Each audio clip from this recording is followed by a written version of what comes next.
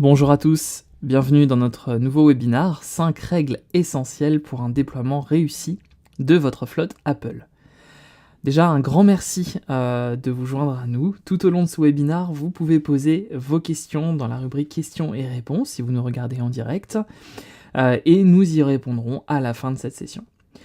Pour ceux qui ne nous regardent pas en direct, ce webinaire est enregistré et nous partageons évidemment l'enregistrement avec tous les participants peu après la fin du webinaire.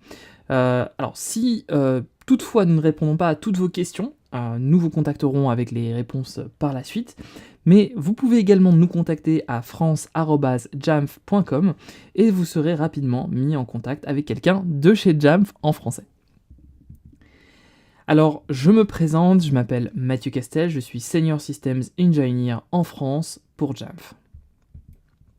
Dans cette session, on va passer en revue donc 5 règles essentielles que vous devriez respecter, ainsi que 5 points à éviter en ce qui concerne le déploiement de vos appareils Apple. Alors après cette session, normalement, vous aurez toutes les connaissances nécessaires pour réussir votre prochain déploiement.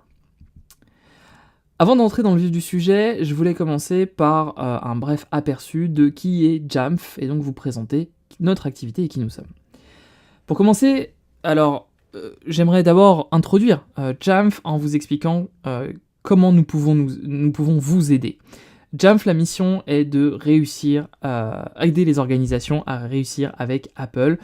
Des organisations de tout type, dont des universités, des écoles, des centres de recherche, des entreprises, des petites, des grandes entreprises, et même des hôpitaux également. Et nous faisons cela depuis maintenant plus de 20 ans. Donc on est très fiers de servir nos clients depuis toutes ces années. Alors, tout cela se fait à travers notre offre qu'on appelle l'Apple Enterprise Management.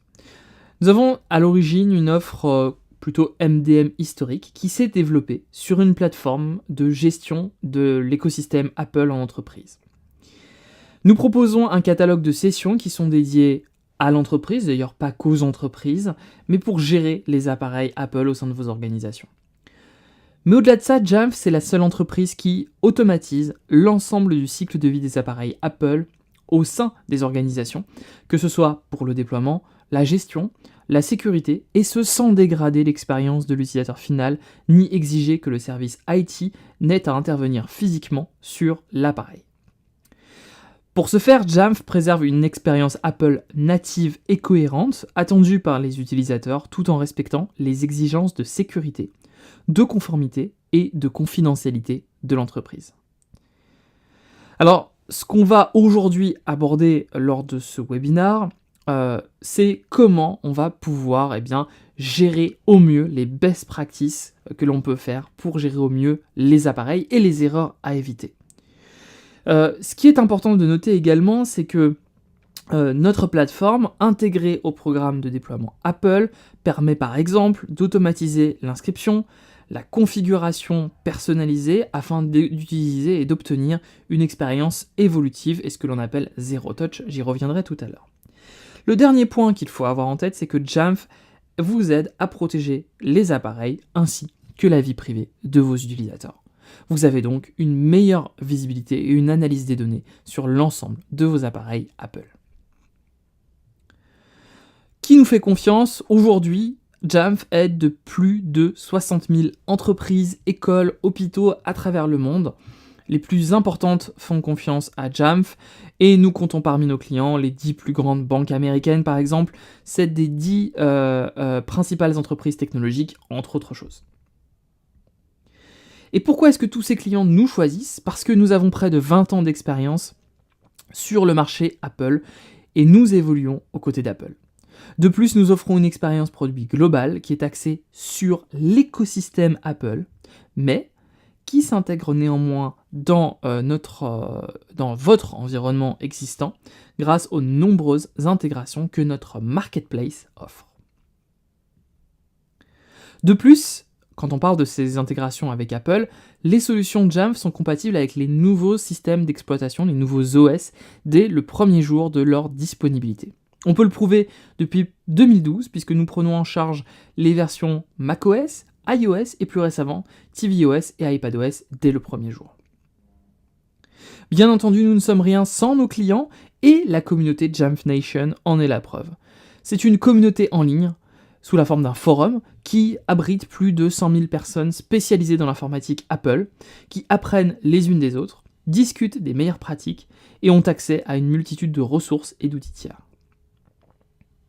Pour finir, Jamf offre également d'autres services pour vous aider à réussir avec Apple. On a par exemple des Pro Services qui proposent des services sur place ou à distance pour adopter Jamf dans votre environnement. Nous proposons également des formations et des certifications animées par notre équipe de formation. Vous pouvez devenir ainsi un expert de Jamf et élargir votre éventail de compétences. Et enfin, nous disposons d'une équipe de support mondiale dans plusieurs langues, même en français, et nous proposons même une assistance 24 heures sur 24 et 7 jours sur 7 via nos formules d'assistance premium.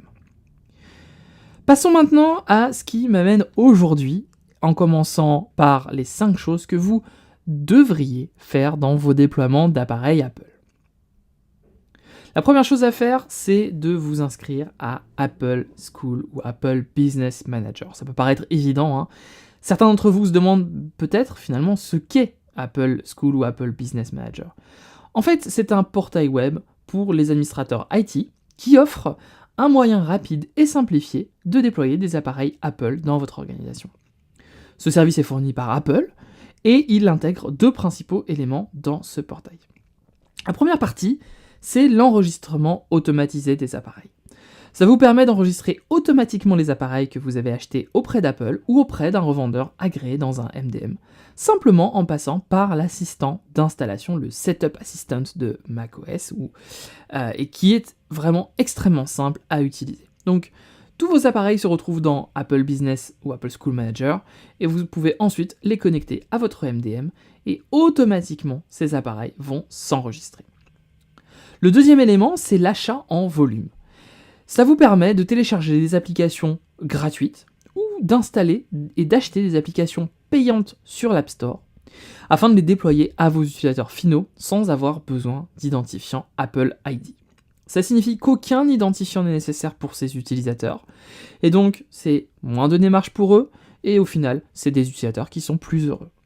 Donc pour résumer, Apple School ou Apple Business Manager, une fois qu'il est mis en place, vous avez l'achat des appareils jusqu'au moment où ces appareils vont aller entre les mains des utilisateurs finaux. Ceci passe par l'assistant de configuration pour que ces appareils soient gérés. Et enfin, ils disposent de toutes les applications dont ils vont avoir besoin. Et c'est tout, il n'y a pas d'autre étape et c'est extrêmement simple. Vraiment, Apple Business, Apple School Manager simplifie l'expérience de déploiement et de gestion des appareils Apple au sein de votre organisation. Et Jamf, prend en charge ces services, ces 2 services, que vous soyez une entreprise ou une école. Alors le deuxième point, qui est lié finalement à Apple School et Apple Business Manager, et notamment à la distribution des applications, vous savez que vous devez distribuer ces applications, mais ces applications, quelque part, n'ont pas forcément la même façon de se comporter sur vos appareils. Donc ce qui est important, et ce qu'on peut vous donner comme conseil, c'est de déterminer à l'avance les logiciels dont vos utilisateurs vont avoir besoin, et de fournir la configuration et la technologie nécessaires pour que vos utilisateurs puissent travailler quelque part sans couture. Pendant que vous établissez cette liste de logiciels dont vous allez avoir besoin, réfléchissez, prenez en compte d'autres éléments autre que de quel logiciel mes utilisateurs ont besoin. Donc la première question que vous devez vous poser, est-ce que finalement, quand je vais installer mon logiciel, je vais avoir ce type de fenêtre qui va apparaître? Si c'est le cas, ça nécessite d'ouvrir les préférences de confidentialité et de sécurité pour autoriser une System Extension, une extension de système. Alors déjà, essayons de comprendre ce qu'est une extension de système. Une extension de système, c'est un petit élément du logiciel qui nécessite d'être autorisé explicitement par les utilisateurs pour que ce logiciel, cette application, puisse fonctionner. En tant qu'administrateur, il y a 2 choses. On ne veut pas que, les utilisateurs aient la possibilité de permettre à ces extensions de fonctionner, parce que ces extensions ont accès à des couches bases du système qui peuvent potentiellement mettre en risque la sécurité des appareils de votre entreprise. Et en même temps, s'ils ne le font pas, eh bien le logiciel ne fonctionnera pas. On ne veut pas non plus que nos utilisateurs aient des petites fenêtres supplémentaires. Ce que l'on veut en tant qu'administrateur IT, c'est que les choses soient extrêmement simples. Donc déployer un utilisateur sans interaction avec l'utilisateur, c'est la clé. Donc on a une solution qu'on peut mettre en place, c'est de déployer un profil de configuration qui approuve automatiquement ces extensions. Donc ça, c'est tout à fait possible de le faire avec Jamf et notamment Jamf Pro.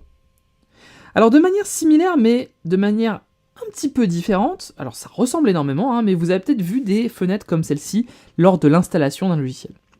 Elles sont liées en fait au cadre de sécurité étendu d'Apple qu'on appelle le Transparency Consent and Control, TCC, dans lequel les utilisateurs doivent accorder au logiciel, à l'application, l'accès dont celle-ci va avoir besoin pour fonctionner correctement.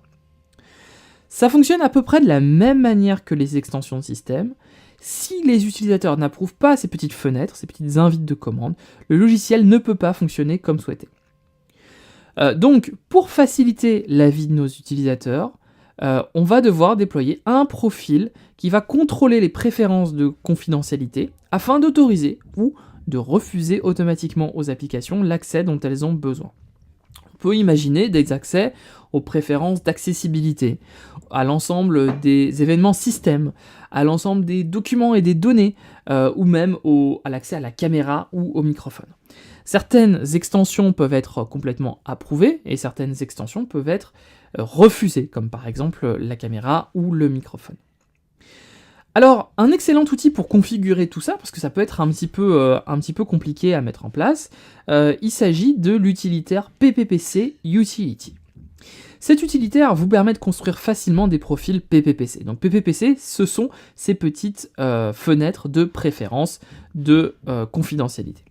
Il suffit de faire glisser l'application dont vous avez besoin dans cet outil, ce petit outil que l'on voit ici affiché à l'écran, de choisir l'application ou le service auquel l'application doit accéder, puis de créer le profil pour pouvoir le déployer auprès de vos utilisateurs finaux.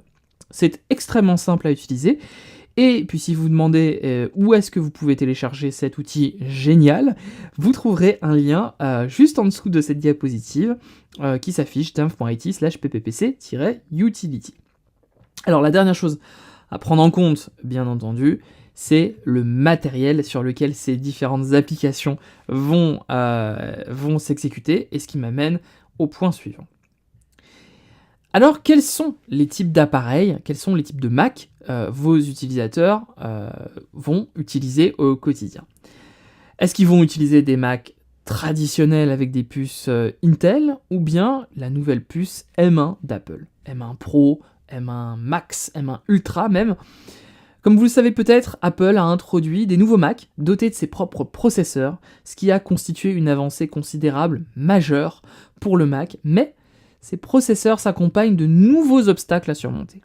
Et l'un d'entre eux, particulièrement important, c'est la réflexion sur les logiciels, sur les applications que nous déployons sur nos Mac. Les logiciels tels qu'ils ont été conçus depuis des années sur Mac l'ont été avec le processeur Intel en tête, depuis 2005. Imaginez, ça fait presque 17 ans que Intel est présent dans les appareils Apple. Mais maintenant, les éditeurs de logiciels doivent aussi prendre en compte à la fois les processeurs Intel, qui existent encore, il y a toujours dans la nature des Mac Intel qui sont utilisés par une grande part des utilisateurs, et donc ces développeurs doivent continuer à prendre en compte à la fois le processeur Intel, mais aussi les puces M1 qui gagnent énormément en popularité auprès des utilisateurs. Alors selon le logiciel que vous allez utiliser, il se peut que le développeur n'ait pas encore créé son logiciel pour qu'il fonctionne avec la puce M1. Peut-être que ce logiciel n'est pas encore compatible avec les nouveaux Mac Apple Silicon. Et donc cette application ne sera pas utilisable sur un Mac, enfin ne sera normalement utilisable que sur un Mac équipé de processeur Intel. Cependant, il existe une solution qui vous permet de continuer à faire exécuter ce logiciel sur les Mac équipés de nouvelles puces Apple M1, même s'il n'a pas été développé pour ces Mac M1.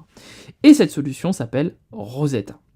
Vous pouvez installer Rosetta sur vos Mac pour vous assurer que tout logiciel conçu uniquement pour processeur Intel puisse fonctionner sur vos Mac M1.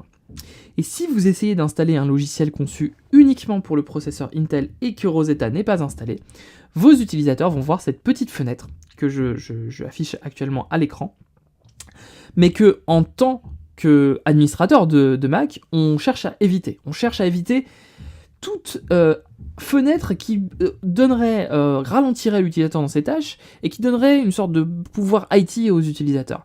Et donc, c'est quelque chose vraiment qu'on cherche à éviter. On veut également minimiser ces petites fenêtres que nos utilisateurs reçoivent, de manière aussi à maximiser l'expérience utilisateur. En bas de cette diapositive, vous voyez une commande. Cette commande, pardon, j'ai été un petit peu vite, cette commande, USR has been software update install Rosetta agree to license, eh bien, elle va permettre d'exécuter, on peut l'exécuter par le biais d'un script, ou même une commande à distance, que les applications Intel fonctionnent sans que cette fenêtre s'affiche. Donc dès que cette commande a été exécutée et que Rosetta a été installée sur le Mac, vous pourrez installer des logiciels Intel, pensés pour Intel, sur vos Mac M1, et donc ça fonctionne comme avant. Alors il est vraiment important d'avoir également, là on sort on va dire un petit peu de la technique, et on va rentrer plutôt dans quelque part la planification. Et c'est vraiment important d'avoir un plan d'action sur la façon dont vos appareils vont arriver entre les mains des utilisateurs finaux. Et notamment, il y a un point important à prendre en compte. Comment vous allez mettre en place et déployer ces appareils auprès de vos utilisateurs finaux. Donc il y a deux approches. Il y a une approche qu'on appellerait plutôt hands-on et une approche qu'on appellerait plutôt hands-off, ou que nous on aime bien appeler chez Jamf zero touch. Alors pourquoi zero touch? Est-ce que vous touchez vos appareils ou est-ce que vous, quelque part, vous les configurez vous-même avant de les remettre aux utilisateurs finaux? Donc en gros, quand un Mac arrive au sein de l'entreprise, vous ouvrez la boîte, vous installez les profils, les logiciels, tout ce dont l'utilisateur va avoir besoin, vous allez l'enrôler dans votre serveur MDM en passant par Safari par exemple, et si c'est le cas, eh bien vous allez devoir nécessairement établir un plan sur la façon dont les appareils sont configurés. Combien d'appareils, combien de temps il faut pour les configurer, et ce afin de créer un calendrier approprié pour s'assurer que les appareils seront prêts dans les mains des utilisateurs quand ils en auront besoin. Ou alors, autre possibilité, peut-être que vous envisagez de donner ces appareils directement aux utilisateurs. Peut-être que vos utilisateurs ne sont en télétravail et que vous souhaitez qu'ils configurent eux-mêmes leurs appareils. Et pour ça, c'est ce qu'on appelle l'expérience Zero Touch. Si c'est le cas, on vous met en place un processus qui permet de gérer, de configurer et de rendre prêt à l'emploi ces appareils, de sorte qu'à l'ouverture, il n'y ait pas d'étape 3, comme on dit, donc l'utilisateur ouvre la boîte, allume la machine, et il n'y a pas d'étape 3, la machine se configure automatiquement. Donc ça, c'est l'expérience Zero Touch. Et quelle que soit la voie que vous allez choisir, vous devez planifier pour garantir que votre déploiement se fera dans la douceur. Alors revenons à un point plus technique, et on va parler maintenant de sécurité. La sécurité, ça devrait être dans toutes et tous les esprits, et ça devrait être la priorité de toutes les entreprises et de tous les départements IT. On veut bien sûr nous assurer de la sécurité des appareils dès qu'ils sont entre les mains des utilisateurs. À l'instant même où un utilisateur met les mains sur un appareil, il doit avoir une expérience complètement sécurisée afin de protéger contre toute fuite de données personnelles ou confidentielles. Et voici quelques moyens pour sécuriser vos appareils. Le premier, il peut paraître évident, mais c'est le chiffrement de vos données en utilisant 5V. On a également les exigences de mots de passe qui peuvent être importantes. Donc voilà, donc 5V, vous pouvez l'activer directement depuis les préférences système, mais avec Jamf, vous pouvez aussi l'activer automatiquement par le biais d'un script, d'une règle ou même d'un profil de configuration. Donc le deuxième point, c'est le mot de passe, et notamment les exigences de mot de passe. Donc vous pouvez configurer ces exigences de mot de passe des appareils de vos utilisateurs qui devraient être protégés par un mot de passe fort, et pour ce faire, eh bien, nous fournissons directement dans Jamf Pro tous les réglages et tous les paramètres pour forcer l'utilisation de mot de passe, la complexité de celui-ci, s'il doit avoir une valeur alphanumérique, s'il doit avoir une certaine longueur, et donc tout ça est configurable directement depuis Jamf Pro. Et enfin, le dernier point, ce sont les paramètres d'écran de veille et de mot de passe lorsque les utilisateurs ne sont pas près de leur Mac. Et ça, c'est quelque chose qu'on a tendance à oublier, à négliger, mais pourtant c'est très important, parce que si l'utilisateur s'éloigne de son Mac, eh bien, potentiellement, un utilisateur qui va s'approcher va pouvoir s'en servir sans avoir à rentrer de mot de passe. Et donc, pour faire ça, vous avez la possibilité de préconfigurer directement dans Jamf les réglages de l'économiseur d'écran, et donc faire en sorte que, par exemple, l'économiseur d'écran s'affiche après 5 minutes et que le mot de passe soit exigé pour déverrouiller l'économiseur d'écran. Et ça, c'est vraiment un point important de la sécurité. Bon, comme disait quelqu'un de très célèbre, one more thing, une chose un petit peu supplémentaire à évoquer aujourd'hui, et il s'agit du redéploiement. Alors ça, c'est un gros sujet, qui a été un petit peu simplifié depuis les dernières versions de macOS Monterey, avec une fonctionnalité qui s'appelle effacer tous les contenus et réglages, erase all contents and settings en anglais. Sur iOS, jusqu'à présent, il était extrêmement simple d'utiliser cette fonctionnalité, effacer tous les contenus et réglages, pour réeffacer complètement un Mac. Un appareil iOS, que ce soit un iPhone ou un iPad. Et donc sur Mac, maintenant, si l'on va dans les préférences système du Mac, et que l'on clique sur le bouton effacer les contenus et réglages, eh bien le Mac va s'effacer, et vous êtes maintenant prêt à le donner à un utilisateur final. Une commande MDM existe par ailleurs dans Jamf, et cette commande MDM va lancer la fonctionnalité d'effacer tous les contenus et réglages, va effacer tous les utilisateurs, et le Mac est prêt à être utilisé pour un autre utilisateur. Donc ça, c'est super. Mais on est bien conscient que ça ne fonctionne qu'avec les nouveaux Mac équipés de puces Apple T2 ou supérieures, et notamment les puces Apple Silicon. Alors, comment faire pour les Macs qui ne sont pas équipés de ces puces Apple Silicon ou de puces Apple T2 ? Et donc pour ça, on fournit un système qui s'appelle StartOS Install Erase Install, qui est disponible directement intégré dans l'installeur de macOS, une petite commande qui va directement réinstaller tout le système macOS. Pour s'en servir, il faut mettre en place un script, et ce script implique également le téléchargement automatique de l'installeur macOS.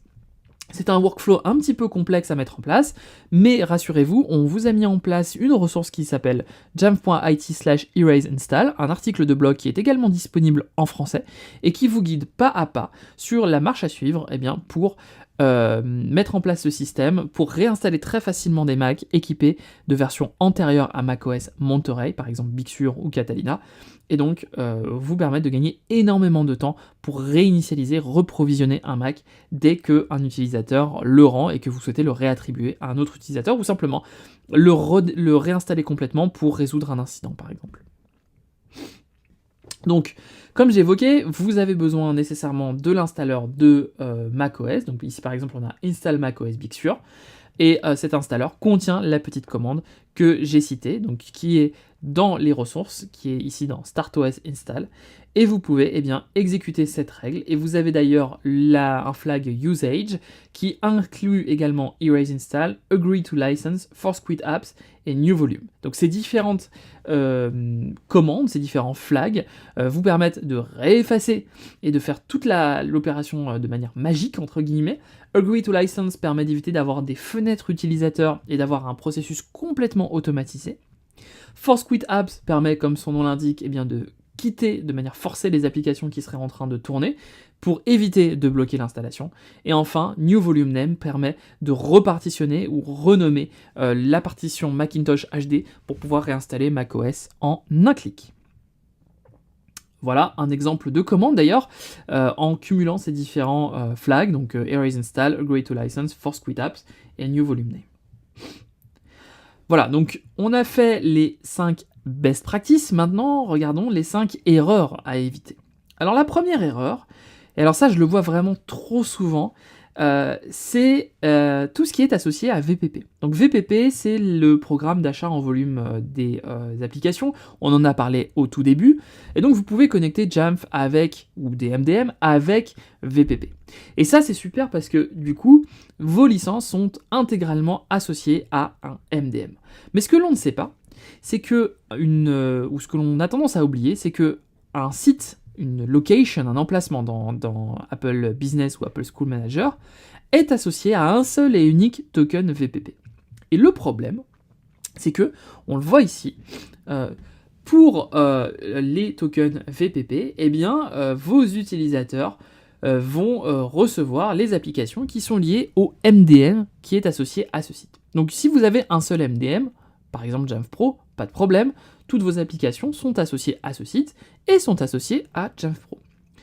Mais si vous avez plusieurs MDM, ou si vous passez d'un MDM précédent à Jamf Pro, ce qui serait une excellente idée d'ailleurs, eh bien, vous allez migrer ce jeton VPP. Mais le résultat de cela, c'est que eh bien, vos utilisateurs vont recevoir des fenêtres qui vont les inviter à saisir leur compte Apple ID, parce que le nouveau MDM va tenter de s'approprier la propriété de ce jeton MDM, et donc les licences seront déprovisionnées de votre ancien MDM, et de ce fait, eh bien, ces deux MDM qui pourtant ont chacun un jeton VPP valide, qui est exactement le même des deux côtés, eh bien, seront en compétition. Et donc, vous allez avoir des incohérences, des problèmes de déploiement de vos applications, des fenêtres intempestives qui vont s'afficher pour les utilisateurs. Et donc, pour cela, ce que l'on vous propose de faire, pour éviter ces problèmes de conflit, quand vous mettez en place un nouveau MDM, on vous recommande de créer un deuxième site, qui peut avoir peut-être le même nom, mais qui a un autre jeton VPP, et sur lequel vous allez bien pouvoir différencier. Ce sont des licences qui sont associées à un site, et des licences d'application qui sont associées à un autre site. Et par la suite, vous pourrez déplacer vos licences d'un site vers un autre site et les reprovisionner à vos utilisateurs. Donc ça permet vraiment d'éviter les problèmes de migration, et donc vous pouvez à nouveau uploader vos jetons vers vos nouveaux MDM et voir vos applications se déployer sans problème. Donc ça, c'est une première erreur à éviter, surtout quand on fait des migrations d'un MDM vers un autre. Et d'ailleurs, ce problème-là peut intervenir quand on ne fait pas attention à son processus de migration et quand quelque part on veut aller un petit peu trop vite. Ce point-là n'est pas technique, mais je l'ai trop souvent vu malheureusement dans les projets. Parfois, c'est vrai que c'est stressant. Il peut y avoir des échéances très courtes. On peut se dire, il faut absolument que mon projet de déploiement, de gestion de mes appareils Apple soit livré dans 2 semaines. Et là, du coup, c'est le pire moment, puisque du coup, on va faire n'importe quoi. On va faire en fait une configuration des appareils un peu à la va-vite pour les distribuer rapidement. Et alors, c'est très important de souffler pour tout déploiement, de planifier bien à l'avance et de ne pas se précipiter. D'avoir vraiment une vision gestion de projet. On va pas manquer de pièces du puzzle ou négliger des étapes cruciales, parce qu'on pense que le plus important, c'est très très vite de déployer des appareils, de les donner à tous les utilisateurs. Non, vos utilisateurs, s'ils voient que ça marche pas, ils vont pas adhérer à votre projet, ils vous rendront les appareils, ou alors ils ouvriront des tickets et ils vont vous polluer. Donc prenez votre temps, créez des workflows, réfléchissez bien à qu'est-ce qui se passe si, par exemple, mon mot de passe expire? Qu'est-ce qui se passe si j'ai besoin d'une nouvelle application? Qu'est-ce qui se passe si j'ai oublié mon mot de passe? Qu'est-ce qui se passe si j'ai un virus qui apparaît sur mon appareil?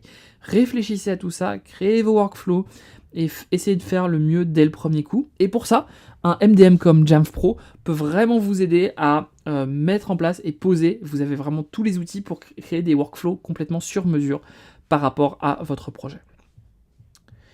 Alors le troisième point, il est lié quelque part à une dérive que l'on voit également très souvent. C'est une dérive quelque part liée à la volonté de vouloir tout contrôler, de vouloir tout sécuriser. C'est très bien.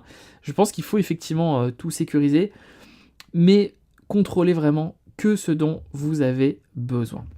Même si vous voulez tout verrouiller, même si vous voulez tout sécuriser, vous devez être conscient de ce que vous infligez à vos utilisateurs finaux quelque part, de ce que vous enlevez en termes d'expérience. Vous ne voulez pas verrouiller vos appareils au point d'empêcher les utilisateurs de faire leur travail ou de les priver de leur expérience utilisateur. Et vous ne voulez pas non plus que vos utilisateurs créent constamment des tickets d'assistance à cause de ça, à cause du fait que vous avez enlevé une fonctionnalité, que vous la contrôlez vous-même, sauf que vos utilisateurs en ont besoin, et donc ils vont se retourner vers vous et ils vont vous demander de les débloquer, de les déverrouiller, et vous serez pollué. Donc il est très important de trouver quelque part un équilibre entre la sécurité et la productivité, vraiment de ne pas bloquer le travail de vos utilisateurs, tout en permettant à vos utilisateurs de profiter de leurs appareils. Ce qui est important, c'est de préserver l'expérience Apple, d'éviter d'avoir des usernames et passwords partout, et d'avoir une expérience sans couture.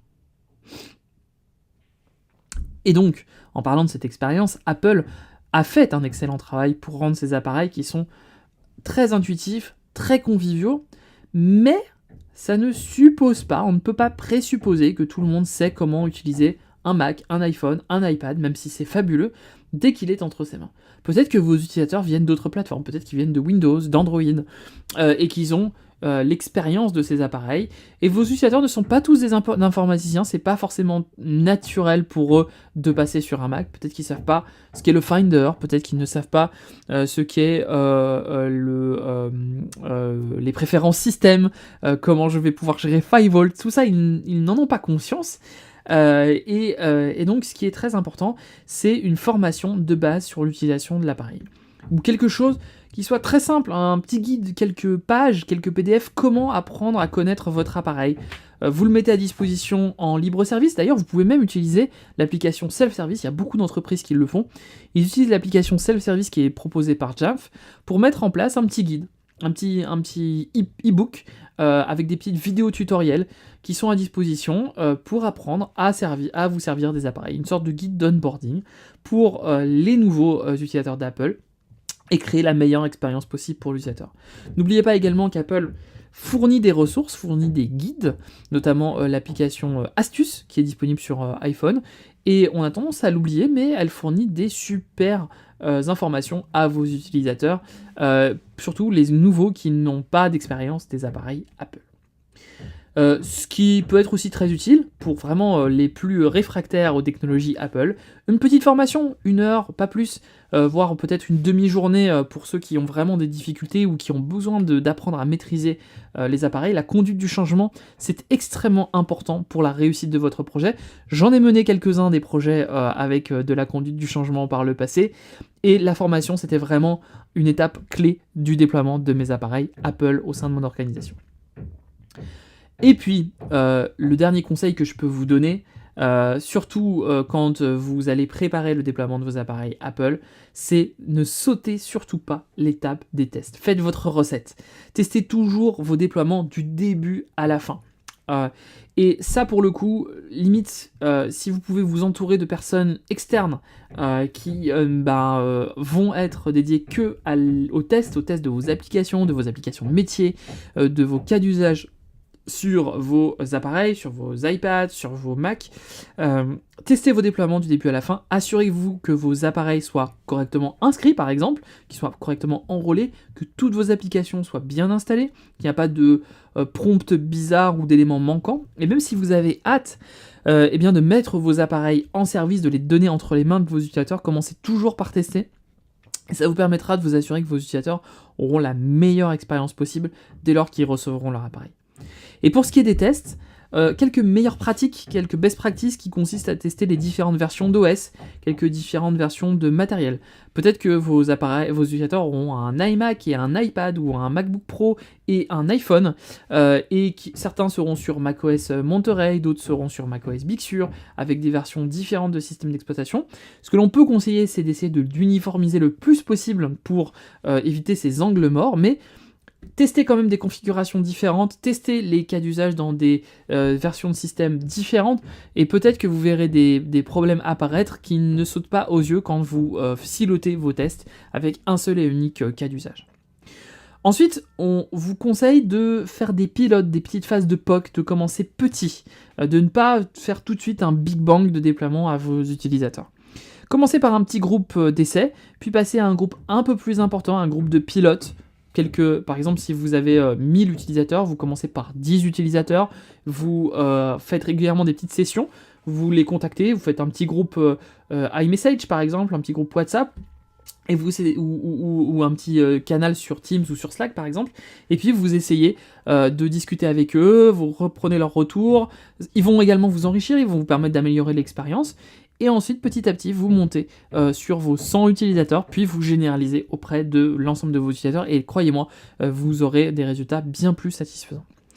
Et puis parfois, lorsqu'on teste, on a tendance à rester bloqué dans un même état d'esprit et demander à quelqu'un d'autre d'extérieur à vous, quelqu'un qui n'a pas votre vision, qui n'est pas la tête dans le guidon quelque part, ça vous donnera une nouvelle vision et ça vous permettra également d'apporter des nouvelles idées qui vous permettront d'enregistrer votre workflow et de le rendre également plus efficace.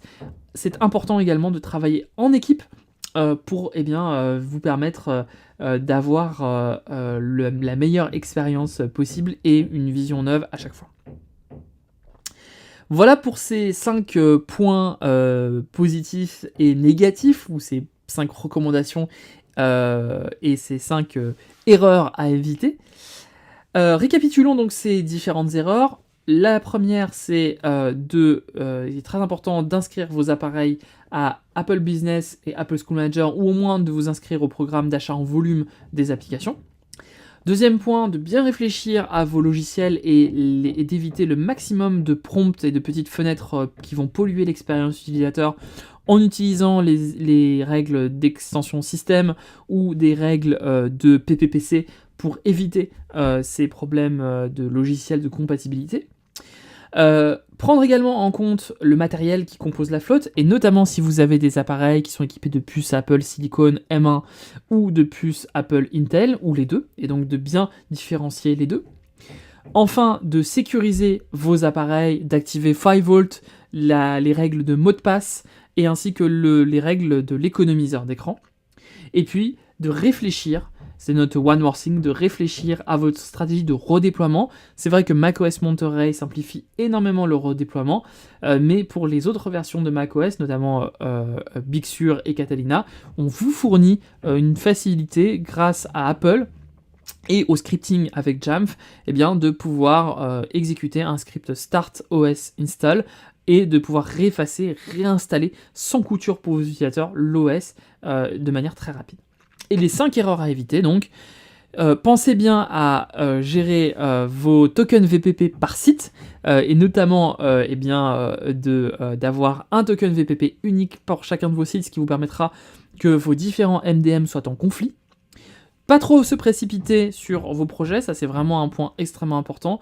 Réfléchissez bien, et notamment, c'est avec le dernier point que je viens de citer, de ne pas oublier de tester.